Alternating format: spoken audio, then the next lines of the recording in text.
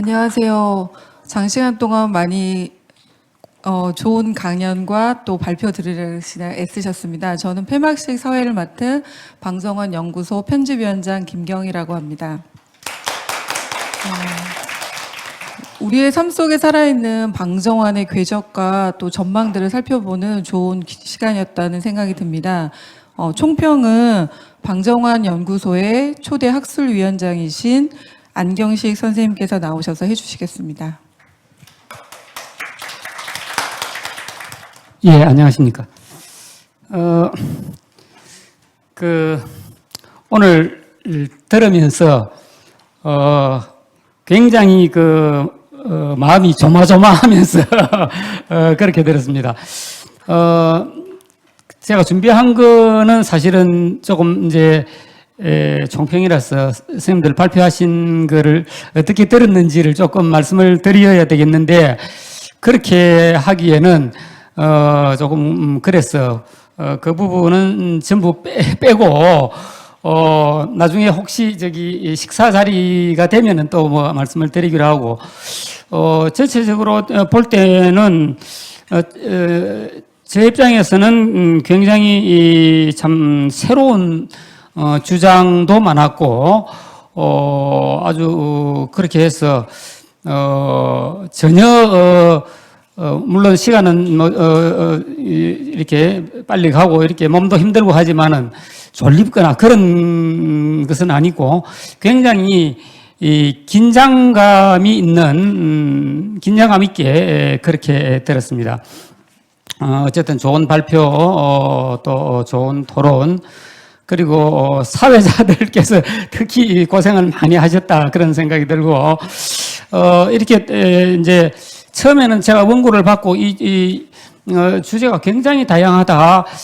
그래서 잘 이해가 안 되는 부분이 있었는데 가만히 이렇게 듣고 여기 이 자리에서 보니까 참여 단체가 이제 세 단체, 방정환 연구소, 그다음에 서울대학교 국어국문과, 그리고 이제 아시아 연구소 세 단체에서 참여를 하셔가지고 상당히 참 고생이 많았겠구나 그런 느낌을 받았습니다. 한국 근현대 아동운동사에서 선구자인 이 방정환에 대해서는 그동안 뭐 문학, 예술, 그리고 종교, 또 교육 여러 방면에서 이제 다양한 논의를 해왔습니다. 그 중에 이제 오늘은 교육이라고 하는 관점에서 이제 방정환을 다시 보는 이런 자리를 마련을 했는데, 교육학을 공부하고 있는 제 입장에서는 상당히 이제 반갑고 또 귀한 자리다 그렇게 생각이 됩니다. 아까 이주영 선생님께서 이제 개회사 때 방정환을 한국 현대 교육 사상가 11인, 한국 근현대 교육 사상가 30인의 1인으로 이제 선정을 하게 돼서 또 연구를 하고 또 발표도 이렇게 책도 나오고 그런 말씀을 하셨는데, 사실은 이는 불과 30년 정도만 전만 하더라도 쉽게 생각할 수 없는 그런 일이었습니다. 1987년에 한국교육학회 산하의 한국교육사학회가 있습니다. 그 사학회에서 교육사상가 평전이라고 하는 책을 이제 학회의 전 회원들이 이제 참여해가지고 만들었는데, 동양, 서양, 한국의 대표적인 교육사상가를 우리가 한번 선정해보자. 그렇게 했는데, 그때 방정환은 한국의 근현대 교육사상가의 반열에 오르지 못했습니다. 방정환이 부족해서가 아니라 우리가 부족해서 그런 것입니다. 우리가 안목이 없었던 것입니다. 그런데 이제는 이제 달라진 거죠. 어느 누구도 방정환을 한국의 교육가로 부르는 데 대해서 이의를 제기할 사람은 없습니다. 근현대 한국의 교육가 가운데서 가장 많이 언급되고 있는 사람 가운데 한 사람이 이제는 된 것입니다. 그만큼 방정환에 대한 교육학계의 인식도 크게 바뀌었다라고 볼 수가 있겠습니다. 제가 생각하기에 교육가로서 방정환의 연구는 지금부터다라는 생각이 듭니다. 일반적으로 우리가 역사적인 인물을 연구할 때 이제 크게 두 가지 방향으로 연구를 하는데, 하나는 역사적인 인물의 행적에 대한 연구, 이는 뭐 미처 알려지지 않았거나 혹은 잘못 알려진 인물의 행적을 밝히는 그런 이제 사실적인 연구가 되겠고, 다른 하나는 이제 인물의 사상에 대한 연구로서 그 사상의 시대적인 의미라든지 그것이 이 시대에 지금 우리에게 어떤 시사점을 주느냐, 이런 것으로 이제 귀결이 되는데, 물론 뭐 이 양자가 전혀 별개의 것이다 그렇게 이야기는 할 수는 없고 상당히 이제 밀접한 관계를 가지고 있습니다만은, 그리고 앞으로 우리도 이제 방종환 연구도 이 양자가 계속 병행되어야 할 거다 그런 생각을 하는데, 제가 생각하기에는 이제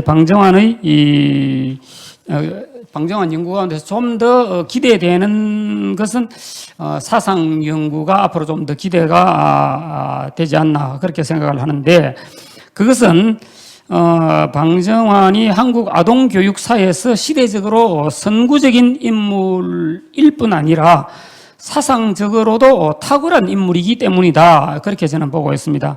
실제 그가 던진 많은 문제들이 이 시대에도 여전히 현재적인 의미를 가지고 있기 때문입니다.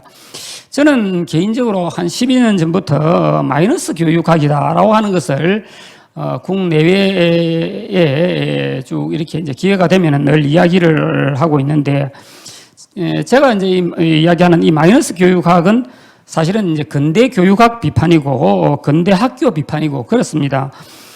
지금도 사실은 이제 굳건한 그런 근대 학교는 제가 보기에는 일종의 기계와 같습니다. 부속이 하나라도 빠지면 작동이 안 되는 게 이게 기계 아닙니까? 우리는 이 기계의 이 기능 향상을 위해 가지고 계속 새로운 부품을 갖다가 이제 추가하고 첨가하고 플러스 해왔습니다. 가르칠 내용을 보태고 시험을 보태고 이론을 보태고 이런 식으로 해서 이제 교육학자들이 달려들어서 이렇게 자꾸 보태어 왔습니다. 말하자면 플러스 교육학이죠. 그러나 역설적이게도 이게 보태면 보탤수록 학교의 유연성이라고 하는 것은 더 떨어지게 되어 있는 겁니다. 이게 여러분 잘 아시지만 지난 이 코로나 사태 때 물론 일시적이긴 하지만 우리나라에서 전국적으로 한국 전쟁 때도 사실은 학교가 문을 닫지 않았습니다. 그러나 코로나 때 이게 전국적으로 이 문을 닫는 사태까지 초래가 된 겁니다. 자, 지금부터 무엇을 보탤 것인가가 아니라 이제는 무엇을 뺄 것인가를 고민해보자 하는 측면에서 이제는 마이너스 교육학을 이야기를 하고 있는 겁니다. 사실은 제가 말하는 이 마이너스 교육은 수학의 플러스 마이너스는 그런 수학의 부호가 아니고요. 문명의 방향입니다, 이게. 제가 왜 이 이야기를 하느냐면은 마이너스 교육학이 바로 방정환의 교육 사상과 무관하지 않기 때문에 제가 이 자리에서 말씀을 드리는 겁니다. 구체적인 내용은 혹시 다음에 기회가 되면은 조금 자세하게 말씀을 드리기로 하고, 제가 드리고 싶은 그 말씀의 요점은 방정환의 교육 사상은 지금 우리가 추구하는 어떤 새로운 인류 문명의 방향과 상당히 이제 일치한다. 이건 물론 제 생각입니다만은, 지난주 사실은 이번 주입니까? 우리는 홍수 때문에 막 큰 어려움을 겪지 않았습니까? 우리만 그런 것이 아니고 뭐 전 지구적으로 이제 그런 것이죠. 한마디로 이 지구가 이제 너무 뜨거운 겁니다, 이게. 여기에 이제 우리 머리도 뜨거워지고, 심지어 우리 아이들의 머리까지도 너무 뜨거운 시대가 되었다. 저는 이 방정환의 사상을 잘 들여다보면 거기에는 우리 아이들의 머리를 식혀주는 그런 답이 있지 않을까 그런 생각을 해봅니다. 아이들의 머리가 식어야 지구도 식는다 이런 생각을 합니다. 오늘 이 학술대회도 그런 기대를 가지고 참석을 했고 여러분의 발표 토론을 듣고 큰 희망을 안고 갈 수 있게 되었습니다. 감사합니다. 그 총평을 통해서 저희가 나아갈 방향을 제대로 알게 된 것 같습니다. 연구자 윤리교육은 저희가 9월 달에 이제 10호를 발행하게 됩니다. 그래서 오늘 발표하신 내용들을 8월 15일까지 정리하셔서 제출해 주시면 될 것 같고요. 어린이 문화 종합 학술제이기 때문에 자기 전공뿐만 아니라 다른 학문들과 이제 크로스오버 되는 경우들이 많아서 서로 협력하면서 도움을 주면서 이렇게 연구를 하시면 될 것 같고요. 폐회사를 끝으로 오늘 학술대회는 마감을 하도록 하겠습니다.